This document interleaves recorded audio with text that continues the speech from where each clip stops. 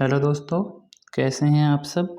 मैं कपिल शर्मा आपके अपने चैनल स्टडी विद कपिल में आपका स्वागत करता हूं।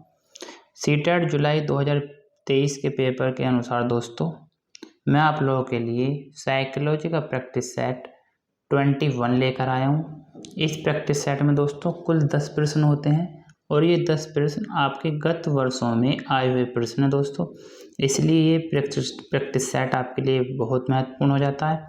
आइए देखते हैं क्वेश्चन नंबर 1। क्वेश्चन नंबर 1 देखते हैं दोस्तों, आंसर देंगे अच्छे से, क्या है अच्छे से समझेंगे क्वेश्चन को।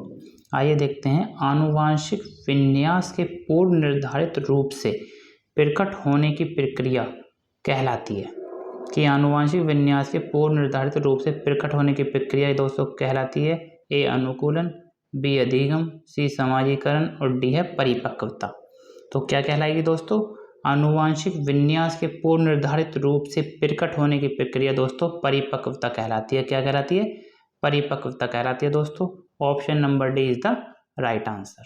ठीक है, सही हो जाएगा हमारा ऑप्शन नंबर डी। आगे देखते हैं दोस्तों question number second. Question number second है, समाजीकरण का प्राथमिक और द्वितीयक कारक है दोस्तों। मैं आप लोगों को कई बार ये क्वेश्चन करा चुका हूं दोस्तों कि समाजीकरण का प्राथमिक कारक कौन से होता है, द्वितीय कारक कौन से होते हैं। तो इसमें पूछा आपसे समाजीकरण का प्राथमिक और द्वितीय कारक है तो ए परिवार और विद्यालय, बी विद्यालय और परिवार, सी मीडिया और परिवार और डी है मीडिया और आस पड़ोस। तो क्या हो जाएगा दोस्तों, प्राथमिक कारण क्या होता है दोस्तों, परिवार समाजीकरण का प्राथमिक और विद्यालय द्वितीय कारक होता है दोस्तों। ऑप्शन ए बिल्कुल सही आंसर है। सही उत्तर हो जाएगा दोस्तों हमारा option number A is the right answer दोस्तों। ठीक है, आगे चलते हैं दोस्तों, क्वेश्चन नंबर थर्ड देखते हैं। क्वेश्चन नंबर थर्ड है दोस्तों, इंपॉर्टेंट प्रश्न है, सारे ही इंपॉर्टेंट है क्योंकि आए हुए प्रश्न है दोस्तों गत वर्षों में आपके। आइए देखते हैं, लॉरेंस कॉलबर्ग के अनुसार 7-8 वर्षीय बच्चों में नैतिक निर्णय लेने का अधिकार क्या है। 7-8 वर्षीय बच्चों में नैतिक निर्णय लेने का अधिकार क्या है दोस्तों, ए सामाजिक व्यवस्था बनाए रखना, बी सामाजिक अनुबंध बनाए रखना, सी दंड और अनुपालन और डी है सार्वभौमिक नैतिक सिद्धांत। तो लॉरेंस कॉलबर्ग के अनुसार 7-8 वर्षीय बच्चों में नैतिक निर्णय लेने का क्या अधिकार है दोस्तों, सही आंसर क्या हो जाएगा हमारा, दंड और अनुपालन। क्या हो जाएगा दोस्तों, दंड और अनुपालन हो जाएगा दोस्तों। Option number C is the right answer है। लॉरेंस कॉलबर्ग के अनुसार दोस्तों 7-8 वर्षीय जो 7 और 8 का बच्चा होता है, नैतिक जो निर्णय है लेने का अधिकार क्या है उसका, वो दंड और आज्ञा पालन, या तो आज्ञा से करेगा या दंड से करेगा निर्णय। ऐसे तो लेता है जो 7 से 8 वर्ष के होते हैं। तो सही आंसर क्या होगा दोस्तों हमारा, option number C is the right answer, दंड और अनुपालन बिल्कुल सही हो जाएगा। आगे चलते हैं क्वेश्चन नंबर 4 पर दोस्तों, जीन पियाजे से रिलेटेड क्वेश्चन है दोस्तों, एक नई क्वेश्चन जरूर आएगा जीन पियाजे से। आइए देखते हैं, जीन पियाजे के सिद्धांत में क्रमबद्धता किस संदर्भ में प्रयोग हुआ है कि क्रमबद्धता क्या है दोस्तों, ए वस्तुओं को किसी एक आयाम जैसे लंबाई पर आधारित क्रम देना, बी दूसरों का परिप्रेक्ष्य लेने की क्षमता, सी मानचिंतन का वर्णनात्मक रूप जैसे कहानी कथन में होता है, डी है स्थानों जैसे अपने विद्यालय का स्थानीय मानचित्रण करने की क्षमता। तो सही आंसर क्या है दोस्तों, जीन पियाजे के सिद्धांत में क्रमबद्धता किसको दर्शाता है दोस्तों, किसी वस्तु को एक आयाम जैसे लंबाई पर आधारित क्रम देना। तो क्रमबद्धता हमारा क्या हो जाएगा दोस्तों, ऑप्शन ए ही हमारा आंसर हो जाएगा। ए इज द राइट आंसर है दोस्तों। सही उत्तर क्या होगा हमारा, option number A is the right answer दोस्तों। ठीक है, आगे चलते हैं, क्वेश्चन नंबर 5 देखेंगे दोस्तों।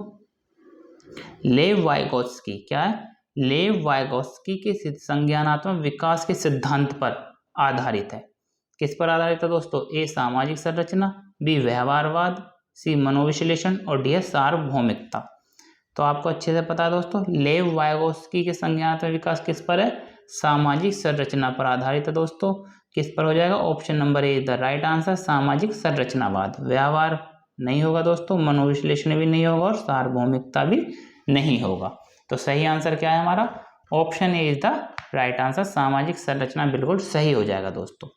आगे चलते हैं, क्वेश्चन नंबर 6 देखेंगे दोस्तों, इंपॉर्टेंट प्रश्न है क्वेश्चन नंबर 6। आइए देखते हैं, एक प्रगतिशील कक्षा की निम्न में से कौन सी विशेषता है?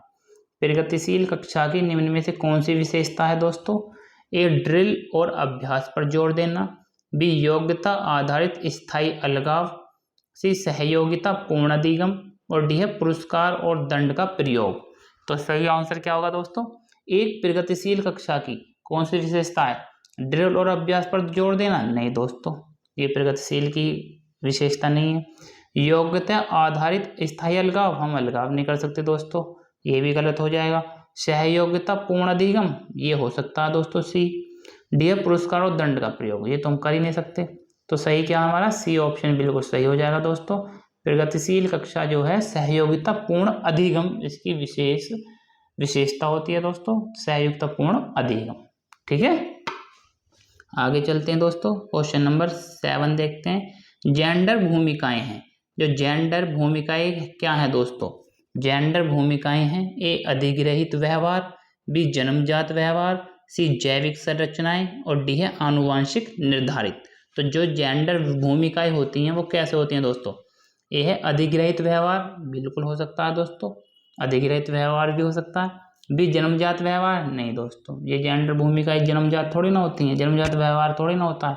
जैविक संरचनाएं, ये भी नहीं होता दोस्तों, और आनुवांशिक निर्धारित, ये भी नहीं होता। हाँ, जेंडर जरूर आनुवांशिक निर्धारित होता है, पर इस पर भूमिकाएं जो है वो अधिग्रहित व्यवहार में आती हैं दोस्तों। ए बिल्कुल सही उत्तर है, जेंडर भूमिकाएं अधिग्रहित व्यवहार है।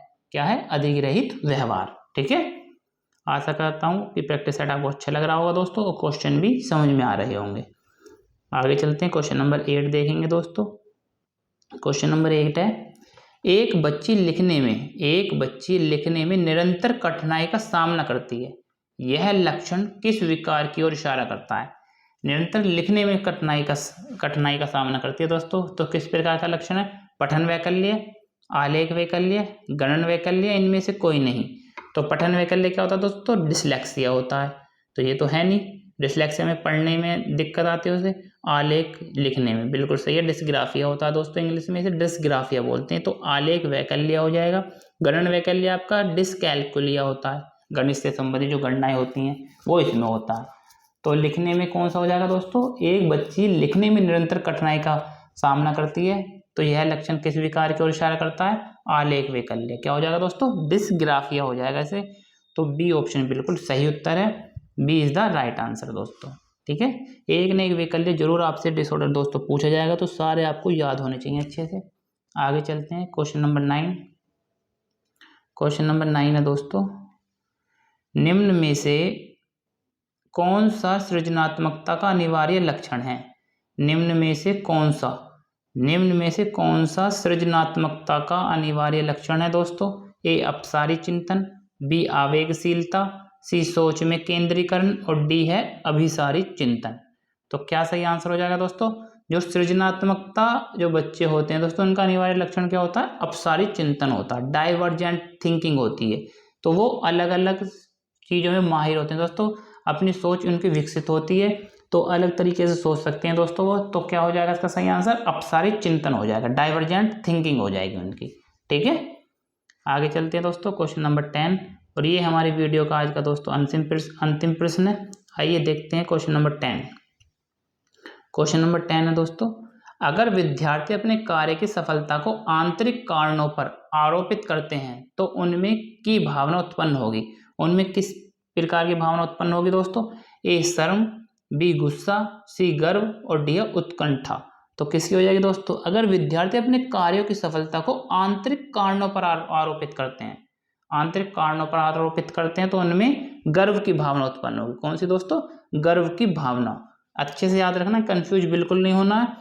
अगर विद्यार्थी अपने कार्य की सफलता को आंतरिक कारणों पर, जो अपने अंदर से उनका सोचते हैं या क्या करने की जो इच्छा होती है, उन पर आरोपित करते हैं, तो उनमें गर्व की भावना उत्पन्न होगी। सी बिल्कुल सही उत्तर है दोस्तों, गर्व की भावना उत्पन्न होगी। ठीक है, आशा करता हूँ प्रैक्टिस सेट आपको अच्छा लगा होगा दोस्तों। जिन दोस्तों ने मेरा चैनल सब्सक्राइब नहीं किया है वो मेरे चैनल को सब्सक्राइब और वीडियो को लाइक जरूर करें। ऐसी प्रैक्टिस सेट मैं आपके लिए लाता रहूँगा दोस्तों। मिलता हूँ नेक्स्ट प्रैक्टिस सेट के साथ। धन्यवाद।